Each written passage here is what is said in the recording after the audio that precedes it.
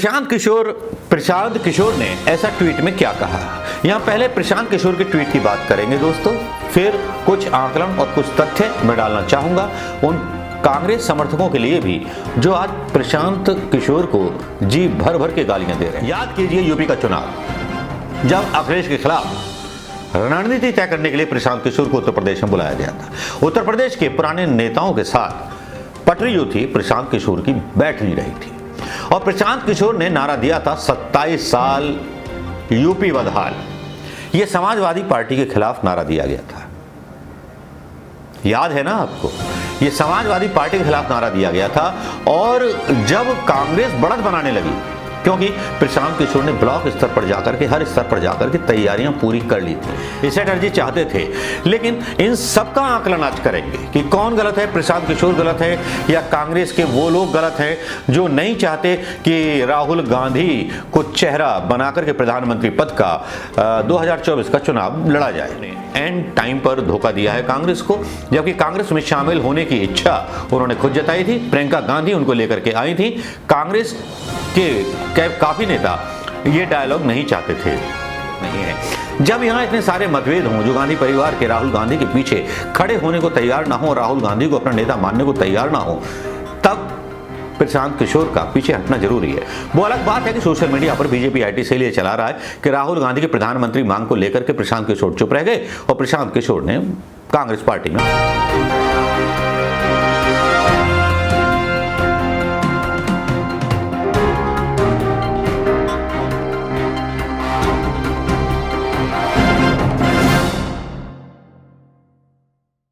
दोस्तों नमस्कार, मैं मनोज कुमार शर्मा आजाद हिंद आवाज न्यूज के लिए आपके बीच में एक बार फिर। जी हां, सलाम नमस्कार सत श्री अकाल, जय हिंद दोस्तों। जी हां, रोजे आपके चल रहे होंगे, इफ्तारी कर ली होगी आपने। उम्मीद है कि हिंदुस्तान के लोकतंत्र को बचाने के लिए भी हमारे देश के अल्पसंख्यक लोग कुछ ना कुछ काम कर रहे होंगे। लेकिन इसी बीच विपक्ष के लिए एक बड़ी बुरी खबर आती है, जिस बुरी खबर में जो है पूरा सोशल मीडिया झन्ना जाता है और गोदी मीडिया के हाथों लाइन लग जाती है चिर परिचित पुरानी दुश्मन कांग्रेस पार्टी के लिए। हालांकि सरकार से सवाल नहीं पूछे जाते, सरकार के अलावा कांग्रेस से हर तरह के सवाल पूछे जाते हैं। लेकिन यहां पर ऐसा क्या हुआ, क्यों हुआ, कब हुआ?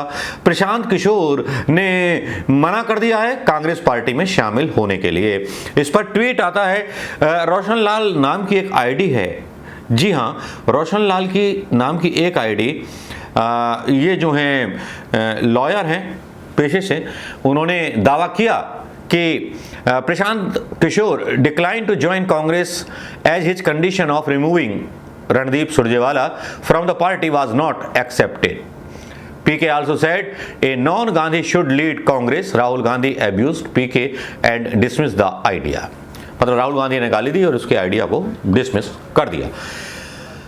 ये अफवाहें फैलाने का दौर अभी जारी है, क्योंकि प्रशांत किशोर ने एंड टाइम पर धोखा दिया है कांग्रेस को, जबकि कांग्रेस में शामिल होने की इच्छा उन्होंने खुद जताई थी। प्रियंका गांधी उनको लेकर के आई थी।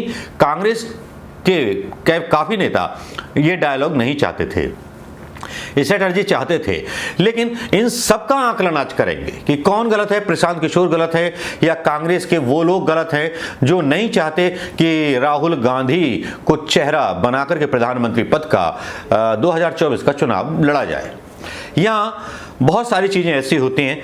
एक आनंद राघनंदन है, वो लिखते हैं 600 स्लाइड देखने के बाद, बहुत सारे समोसे खाने के बाद 14 लाख रुपए का प्रेजेंटेशन प्रशांत किशोर ने दिया। He tell something I could have advice for free.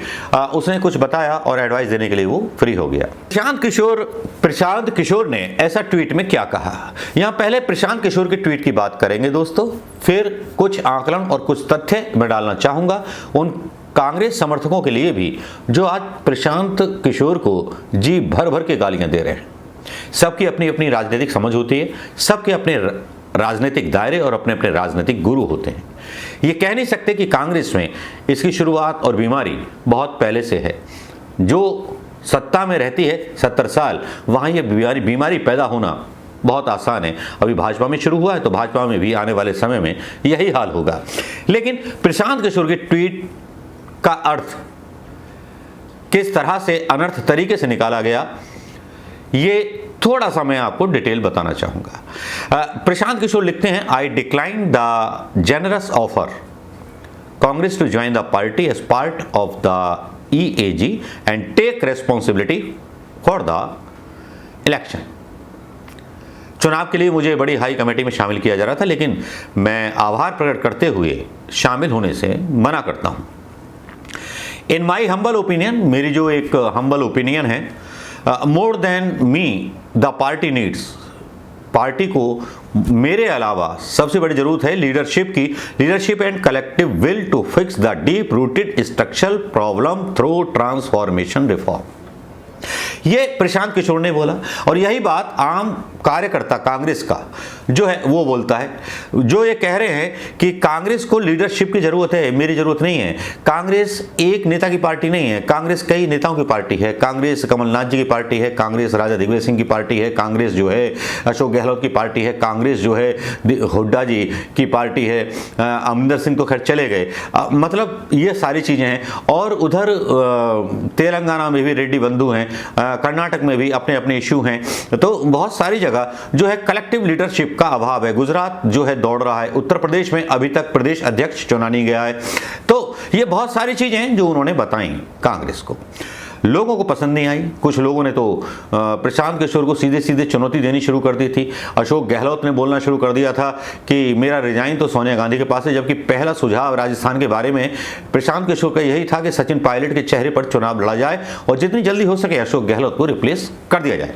लेकिन यहाँ अशोक गहलोत जी ने डिनाई कर दिया उस चीज़ को। जाहिर बात है लीडरशिप का उन पर इतना अधिकार नहीं है, इतना कंट्रोल नहीं है कि उन पर कंट्रोल कर सके। दूसरी तरफ कमलनाथ जी भी ये बयान दे चुके थे कि हम अपना खुद देख लेंगे, हमें किसी प्रशांत किशोर वगैरह की जरूरत नहीं है। जब यहाँ इतने सारे मतभेद हों, जो गांधी परिवार के राहुल गांधी के पीछे खड़े होने को तैयार ना हो, राहुल गांधी को अपना नेता मानने को तैयार ना हो, तब प्रशांत किशोर का पीछे हटना जरूरी है। वो अलग बात है कि सोशल मीडिया पर बीजेपी IT सेल ये चला रहा है कि राहुल गांधी के प्रधानमंत्री मांग को लेकर के प्रशांत किशोर चुप रह गए और प्रशांत किशोर ने कांग्रेस पार्टी में आने से मना कर दिया। चीजें क्या होती हैं और क्या दिखाई जाती है। राहुल गांधी कितने जेंटलमैन आदमी हैं। पहली बात तो यह है कि प्रशांत किशोर ने जो बयान दिया था, उसके बाद राहुल गांधी ने और प्रियंका गांधी ने बड़प्पन दिखाते हुए उनको बुलाया और उसके बाद उनको वो जगह देने की कोशिश की कि आप कांग्रेस में आइए, कांग्रेस ज्वाइन कीजिए और बिहार संभालिए। ये सीधा सा ऑफर दिया गया था।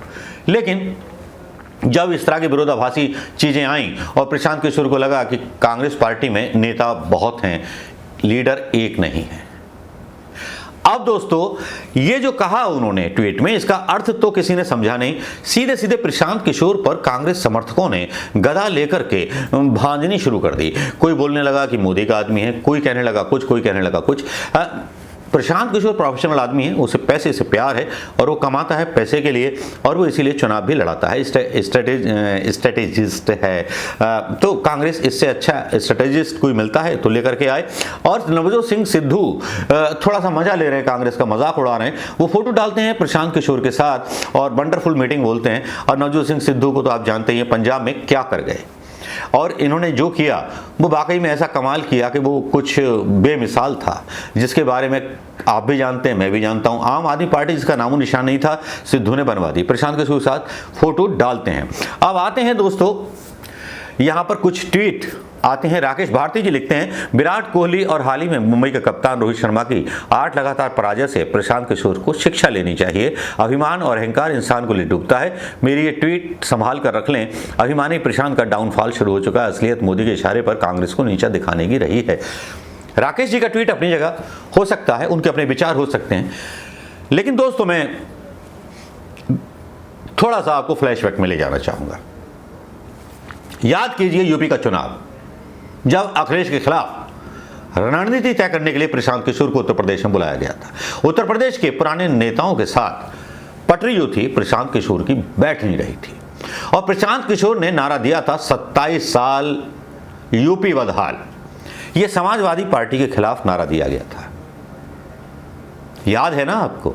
यह समाजवादी पार्टी के खिलाफ नारा दिया गया था। और जब कांग्रेस बढ़त बनाने लगी, क्योंकि प्रशांत किशोर ने ब्लॉक स्तर पर जाकर के, हर स्तर पर जाकर के तैयारियां पूरी कर ली थीं, अकेले कांग्रेस को लड़ने का सुझाव दिया था, प्रियंका गांधी को CM का चेहरा घोषित करने का सुझाव दिया था, लेकिन बड़े बड़े लोगों ने चलने नहीं दी प्रशांत किशोर की।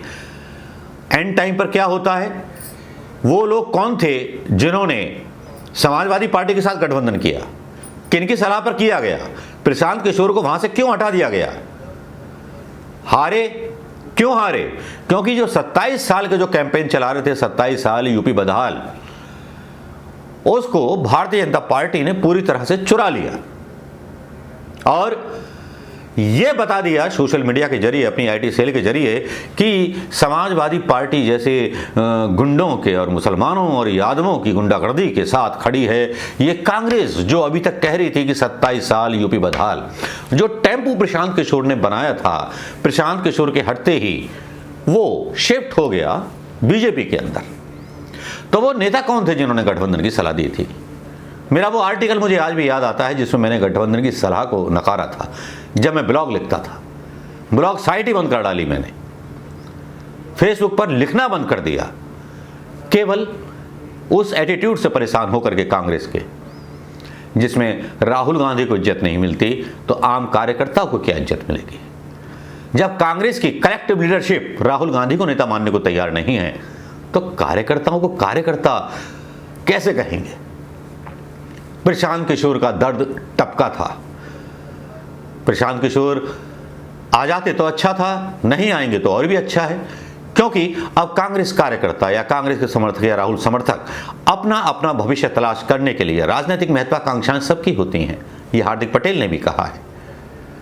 और अगर इसी तरह से चलता रहा तो कांग्रेस जिस तरफ जाएगी, किस तरफ जाएगी ये मैं कह नहीं सकता, लेकिन प्रशांत किशोर जैसे स्ट्रेटेजी जो खुद पार्टी में शामिल होना चाहें और फिर उसके बाद बोल दें, तो मेरा अपना आकलन ये है कि जिस प्रशांत किशोर को डिमोरलाइज किया गया यूपी इलेक्शन के दौरान नेता के द्वारा, गुलाम नबी आज़ाद पहुंचे थे वहां पर गठबंधन का वो लेकर के, यही वो G23 के नेता थे जिन्होंने कहा था गठबंधन कर लो समाजवादी पार्टी के साथ। और मैंने ये कहा था कि अगर गठबंधन हो गया तो कांग्रेस खत्म हो जाएगी उत्तर प्रदेश के अंदर से। कांग्रेस के समर्थकों में ही स्ट्रेटेजिस्ट बैठे हुए, कोई उन्हें पहचाने। सोशल मीडिया पर कांग्रेस के लिए दिन रात मेहनत करने वालों को कांग्रेस के आईटी सेल के लोग या सोशल मीडिया के लोग या बड़े नेता तक सम्मानित नहीं कर पाते। राजा दिग्विजय सिंह में खूबी है, उन्होंने प्यार से गले लगाना भी आता है, लोगों के गुण पहचानना भी आता है, लेकिन उनको समेट दिया गया है मध्य प्रदेश तक। तो चलिए, प्रशांत किशोर का दर्द बस यही था कि एक लीडरशिप नहीं है कांग्रेस में। कि लीडर कौन है, किससे बात की जाए, लीडर एक होता है। और इस ट्वीट का जो अर्थ है वो उन लोगों के ऊपर तमाचा है जो नहीं चाहते कि राहुल गांधी 2024 में प्रधानमंत्री बने। लब्बो लुबाब यह है। और प्रशांत किशोर ने जो दूरी बनाई है, आपको याद होगा प्रशांत किशोर केसीआर के पड़े थे, और कल रात जो था केसीआर का एक बयान आया था जिसमें उन्होंने सोनिया गांधी का धन्यवाद किया था असेंबली में, ये कहते हुए कि सोनिया गांधी जी की वजह से तेलंगाना का निर्माण हो पाया। तो इन 12 घंटे के अंदर क्या हुआ, क्यों हुआ, कैसे हुआ, किस तरह से बीजेपी के लोगों की चांदी चांदी हो गई और किस तरह से बदनामी आई हिस्से में कांग्रेस के। मेरे अपने विचार और अपने राजनीतिक विश्लेषण को मैंने आपके बीच में रख दिया है। अब आप इसको किस तरह से देखते हैं दोस्तों, कमेंट करके जरूर बताइएगा। नमस्कार, जय हिंद। वैसे लोग तो कहते हैं कि प्रशांत किशोर ये है वो है, इसी तरह की चीजें यूपी में भी आई थी। तो वो लोग ट्विटर पर कौन है जो नहीं चाहते कि कांग्रेस का भला हो। कुछ लोग तो यहाँ तक लिखते हैं कांग्रेस के अंदर भारतीय जनता पार्टी की सोच वाले लोग हैं जो नहीं चाहते कि कांग्रेस द्वारा सत्ता में आए। हाँ बिल्कुल है, मैं बोल सकता हूँ, मैं पर्सनली जानता हूँ ऐसे नेताओं को जिनकी सांठगांठ संघ के साथ है, जिनकी सरकार सांप्रदायिकता की नफरत फैलाने वालों के खिलाफ कार्रवाई नहीं करती, पत्रकारों को गिरफ्तार नहीं करती, संबित पात्रा को गिरफ्तार नहीं करती, तो ये कायर सरकारें कही जाएंगी। गांधी का तरीका अहिंसा का ठीक है, लेकिन गुंडों को कुछ भी कहने देना ये संविधान के खिलाफ है। उद्धव ठाकरे अच्छा काम कर रहे हैं, उनको बधाई। नमस्कार, जय हिंद दोस्तों।